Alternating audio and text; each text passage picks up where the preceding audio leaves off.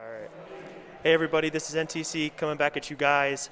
We are at the SBC Studio in Thomas and Mack, near the Thomas and Mack Center in Las Vegas for Summer League. So we're coming at you with our second segment of our off-season previews. And this time around, we're going to get started with the Toronto Raptors here, who just had a pretty interesting draft, actually.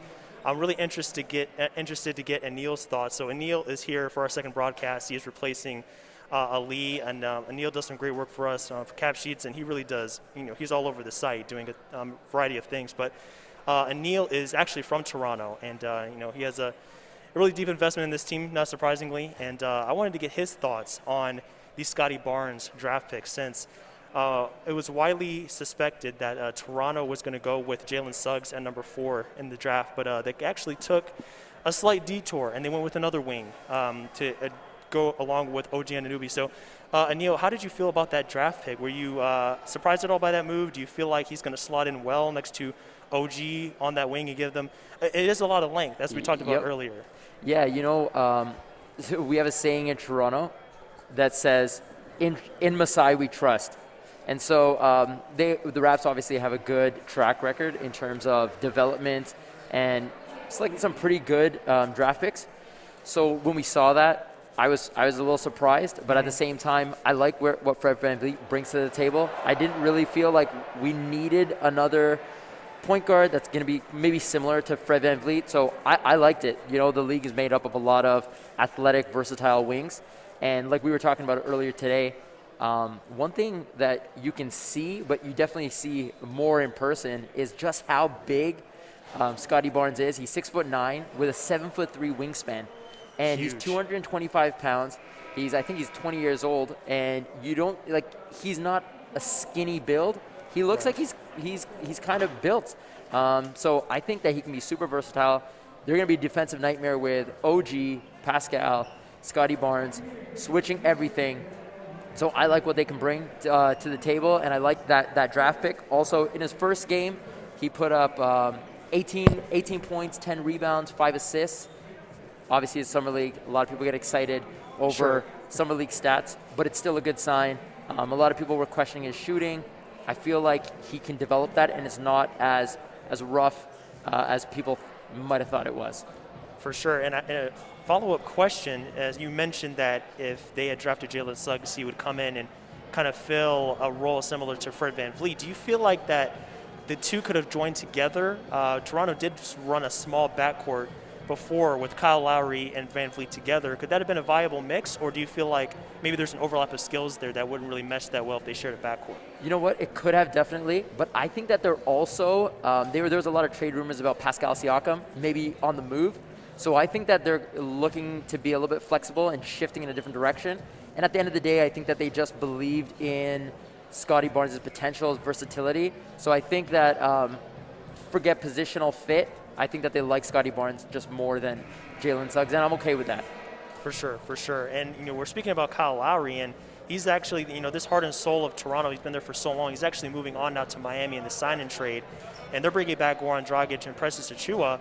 And Oliver, getting a guy like Dragic, it seems like it's going to be a placeholder. I think maybe Achiuwa is going to be more interesting from a long-term perspective as another big that you can kind of bring in off the bench, energy guy, just bring a lot to that team when they need a little bit more energy, a little bit more spark, maybe when things are kind of running a little bit stagnant. Mm-hmm. Yeah, I think Dragic is definitely going to fill the role as a primary ball handler. He's going to come in, orchestrate the offense, do what he's known for around the league. He's had a great career so far, and things are only going to continue for him.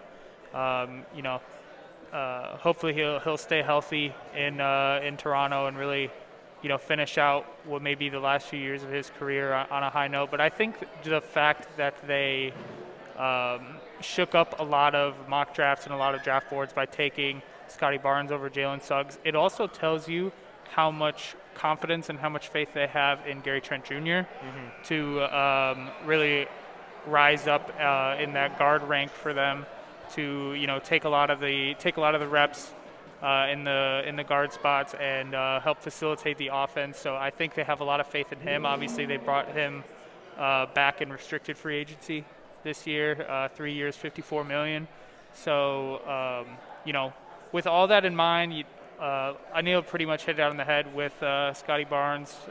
It was too much of a talent to pass up on. But in terms of the sign and trade, it made the most sense, and it keeps the roster competitive. Definitely. Keeps them in position to make a playoff run next season. They didn't get. It's not like other moves where you have a star leaving the team and then you look at the roster and it's like, all right, it's pretty obvious. We're hunting in the lottery next season. No, this team after this sign and trade, they could still go out and make a run, and who knows, maybe we could see them being active at the deadline to go and acquire some guys, solidify that rotation, and try and make a stride for the playoffs. And that's what's so fascinating about this situation is just the fact that, and I think, Neil, we discussed this earlier, the fact that Toronto can go so many different directions. If they do decide it's time to start a new era, trade Siakam, go a different route, they can do that. But like Oliver, you mentioned, if they want to go out and get some extra bodies, some extra veteran help, they do have a lot of draft picks, if I'm not mistaken. They can go out and restructure this team and rebuild. So there's a lot of options available to them. They bring back Birch. You have Gary Trent on that 3 years.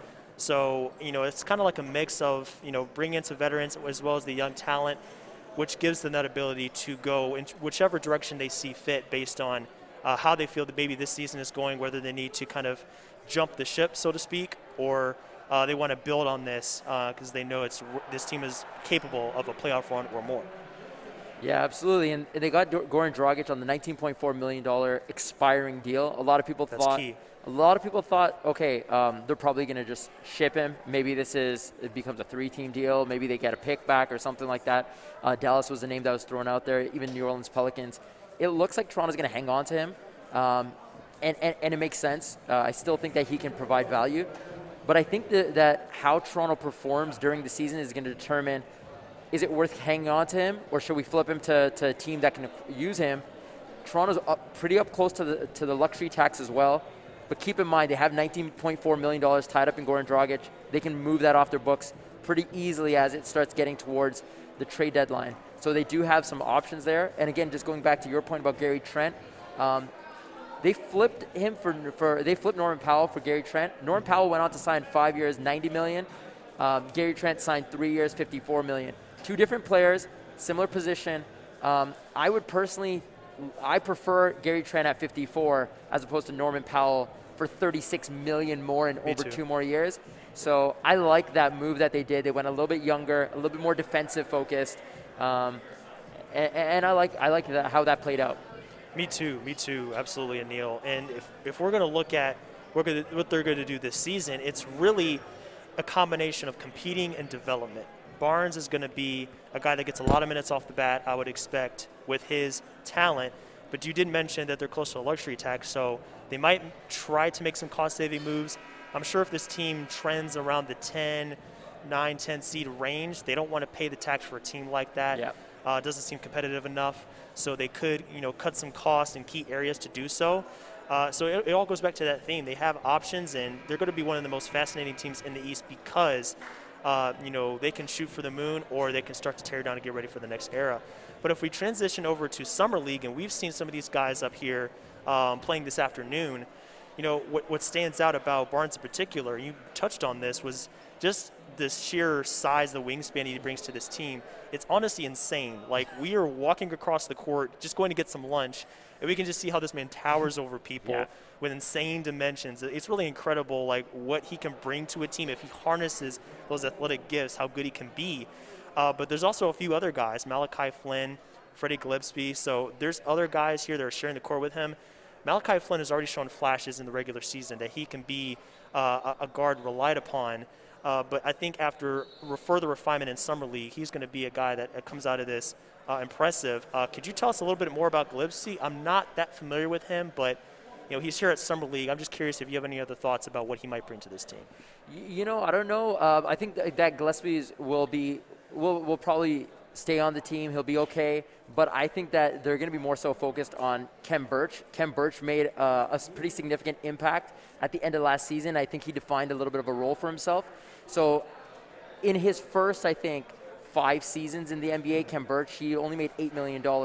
In the last 19 games that he played for Toronto after he was bought out by Orlando, he averaged I think it was 12 points a game, 7.5 rebounds. He earned himself a $20 million contract over 3 years. So I think that he is going to be a key part of the rotation more than Freddie Gillespie.